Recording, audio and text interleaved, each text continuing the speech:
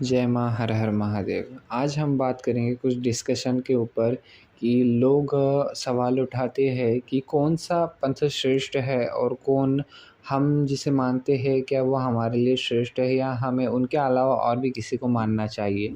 जिस प्रकार मैं उदाहरण दूंगा, देखिए हम शाक्त तो शाक्तों को शाक्तों के सबसे इष्ट कौन है? देवी आदि पराशक्ति, और उनके बिना वो और किसी को नहीं मानते न जानते। परंतु उनके अलावा होती विदाउट देवी देवता की पूजा के बिना तो इनकी डायरेक्ट पूजा तो नहीं हो सकती। सर्वप्रथम गणेश, गुरु, हनुमान आदि 64 योगिनियाँ, अष्टमातृका, षोडश मातृका, इन सब का पूजन होता है, फिर जाके देवी का पूजन होता है। तो ये भी अंग है देवी के। हम जो शाक्त परंपरा में है, शाक्त मार्ग वाम मार्ग में है, तो इसी मार्ग से चलते हैं, तो इसी मार्ग की विधियाँ अथवा परंपरा अथवा नियमों का अध्ययन करना पड़ता है। अब दूसरे पंथों का और दूसरे मार्ग का हम बात करें तो वैष्णव लोग जो है श्री हरि विष्णु को मानते हैं और उन्हीं के वो इष्ट है। शैव सदाशिव महादेव को मानते हैं और वही वो उनके इष्ट है ना। ब्राह्मण जो है सभी को मानते हैं, परंतु उनका कार्य है कर्मकांड, तो इसलिए वो सभी देवी देवताओं को मानते हैं। ऐसा कोई मतलब उस स्वरूप को नहीं मानते, मतलब सभी स्वरूपों को मानते। पर इसमें कितनी सच्चाई है, कितने लोग कहते हैं, ये एक दूसरे पर सवाल उठाते, नहीं कृष्ण बड़े, नहीं राम बड़े, नहीं सदाशिव बड़े, नहीं माँ आदि पराशक्ति बड़ी। देखिए सब एक ही है। सनातन सिर्फ एक ही देवता को, एक ही परब्रह्म को मानता है, वो है एको हम परब्रह्म, एको हम सनातन। तो वही सनातन है और वही सत्य है, जो निराकार भी है और साकार भी है।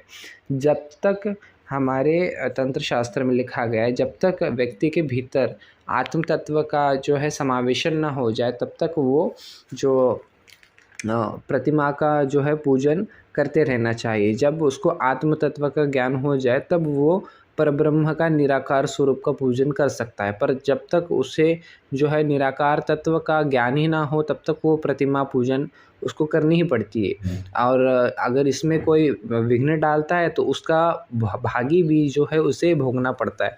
तो इसलिए याद रखिए कि प्रतिमा पूजन कभी गलत नहीं हो सकती और स्वरूप पूजन कभी गलत नहीं हो सकता।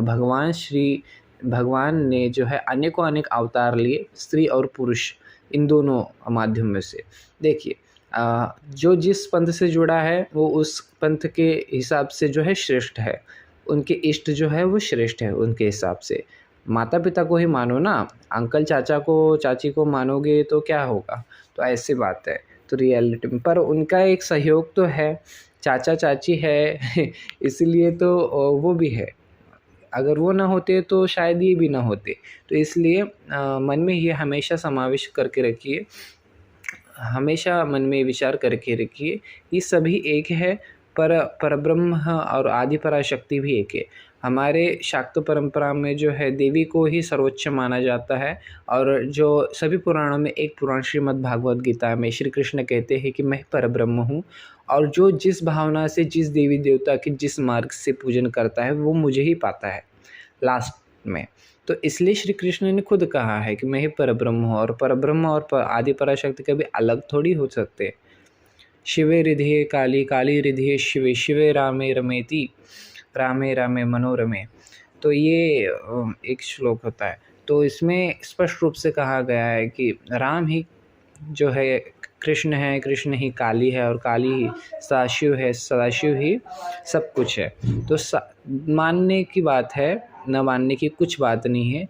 इसमें कंफ्यूज होने की कोई बात नहीं है। आपके जो इष्ट है, आपके जो आराध्य है, उनकी आप सेवा अर्चना पूर्ण मन से कीजिए, उन्हीं तक वो सेवा अर्चना पहुँचेगी, और आपके जितने भी पिछले कर्म हैं, कुकर्म हैं आदि, वो मिटने लगेंगे और आपके पापों का क्षय होने लगेगा। भगवान जो है आपको इस धरती पर भेजे है सत्कर्मों को करने के लिए, तो सत्कर्म करिए, इन झमेलों में मत पड़िए।